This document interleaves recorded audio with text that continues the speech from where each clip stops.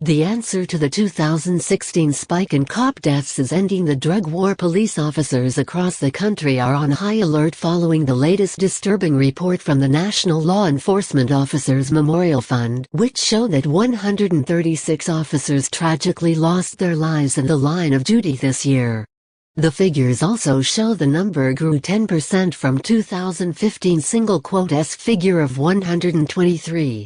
Not a huge spike, but enough to grab the attention of the nation's cops.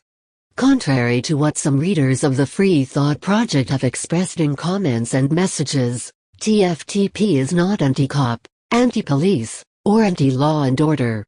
On the contrary, while we focus on police corruption, police brutality, badge abuse, and policies which enable such actions and behaviors, we grieve with the families of those who've lost their lives in the line of duty. At the same time, we realize our work is to highlight the reasons we believe police officers' lives are in jeopardy on a daily basis, and why the system works against their safety. As Matt Agorist of TFTP explained, reflecting on the summer of 2016 single-quote-s killing of 8 police officers by domestic terrorists, these attacks do nothing to stop police violence against citizens. In fact, it has the exact opposite effect. Now, when cops needlessly kill someone, their actions will be under less scrutiny from the public. All the police have to say now is Dallas or Baton Rouge. Tragically, while 136 souls perished in the line of duty in 2016, it could be worse, and historically speaking, has been much worse. In 1930, the population of the United States was a third of what it is today. In that year, 324 police officers lost their lives in the line of duty. To put it into perspective, if the same percentage of police officers who lost their lives in 1930 had lost their lives in the line of duty in 2016, the number of police officers killed would have exceeded 850. One might be tempted to ask why so many officers of the law perished in 1930. The answer is found in one simple word: prohibition. According to history, the ratification of the 18th Amendment to the U.S. Constitution, which banned the manufacture, transportation and sale of intoxicating liquors, ushered in a period in American history known as Prohibition, a time in U.S. history when alcohol was completely banned. The reasons for Prohibition were many. According to PBS, after the Civil War, the country had experienced an influx of immigration, many of whom brought their hard-drinking customs with them.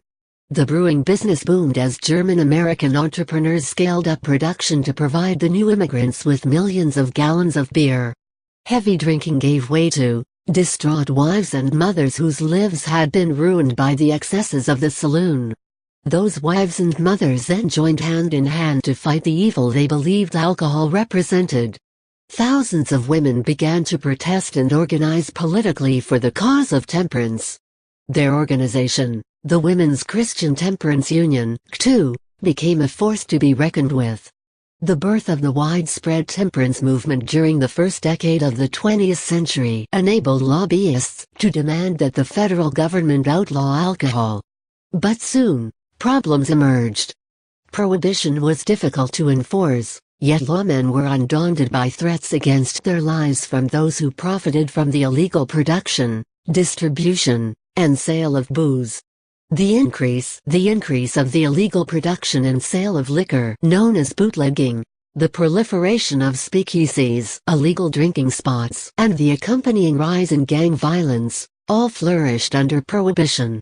But by the end of the Roaring Twenties and at the start of the 1930s, Americans had enough of Prohibition, and in 1933, Congress adopted a resolution proposing a 21st Amendment to the Constitution that would repeal the 18th.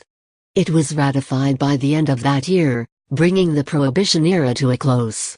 The loss of police officer lives was inextricably connected with the prohibition of alcohol. In fact, the percentage of police officers killed in the line of duty was greater during Prohibition than at any other time in U.S. history. All of which brings this current discussion to the failed war on drugs. The number of Americans being held in prison has skyrocketed since President Richard Nixon declared an official war on drugs, which not coincidentally was the second deadliest year for police in America, and during which 200 cops lost their lives at the onset of the drug war. In 1930, only 100 out of every 100,000 Americans were incarcerated. In 2016, after a 45-year war against drug users and dealers, that number now hovers around 1,000 per 100,000 citizens. To put these numbers into perspective, 9 out of every 100 Americans are incarcerated in the prison industrial complex, a new industry born out of mass incarcerations. And that may be the only reason why the number of police officer deaths are so low, compared to the percentage from 1930. These state-manufactured criminals who are most angry at the police are often behind bars, the casualties of the failed war on drugs.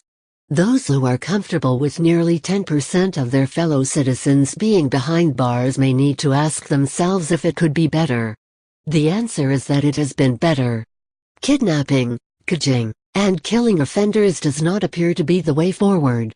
The United States represents only 5% of the world's population, but houses 25% of the world's inmates.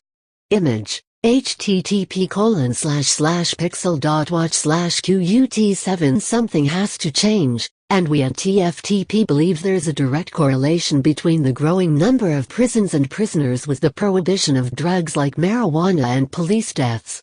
The United States cannot jail its way out of drug use and abuse. It cannot penalize enough people to end the nearly 50,000 deaths by opiates, heroin, and other drugs every year. Even while mortality statistics show that almost no one dies from using marijuana, the justice system in the United States continues to focus on marijuana users for punishment. As TFTP has reported on numerous occasions, police made more arrests for simple marijuana possession than for all violent crimes combined. In 1930, police attempted to ban a substance. In 2016, police attempt, along with the substances, to ban a group of people, drug users. In 1930, prohibition resulted in violence, gang activity, and police officer murders. In 2016, drug prohibition has resulted in violence, gang activity, police officer murders, and the mass incarceration of millions of Americans involved in the illegal drug trade, as well as a slew of innocent civilians caught in the middle of this deadly drug war. It took a brave Congress to repeal prohibition.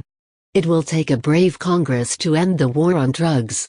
Only after Congress repealed the 18th Amendment was law and order restored. Only after Congress disbands the DEA, ends mandatory sentencing for drug possession and distribution, and allows states to decide how they will deal with drug abuse, will law and order be restored. The eyes of millions of Americans are being opened to the health benefits of natural medicine, which also includes marijuana, CBD, and kratom. Only when Americans are unafraid of law enforcement do fewer officers lose their lives in the line of duty. With that in mind, we are calling on President-elect Donald Trump, and his pick for Attorney General Senator Jeff Sessions, of Alabama, following 28 U.S. states, to end marijuana prohibition at the federal level, decriminalize marijuana possession nationwide, release nonviolent drug offenders system-wide, terminate the DEA, and focus the attention of the Justice Department on solving violent crimes, and crimes against children.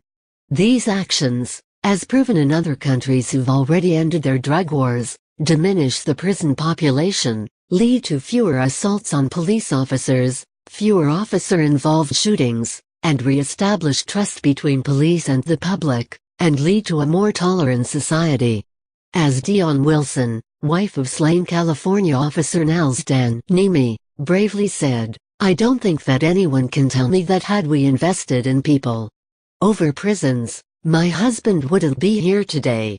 Instead of focusing on why people re-enter the prison system, Wilson advocates for the revolutionary policy of no entry. Wilson now pushes the radical but logical idea that people never enter the system, that we stop feeding this system of mass incarceration. Stop punishing people for self-medicating trauma with drugs and alcohol, stop punishing people for mental illness. These policies don't work. The promise of public safety has not helped. Read more at http://thefreethought-project.com/police-officer-deaths-prohibition-war-drug/#ig1 SOCP 5HJG7UF.99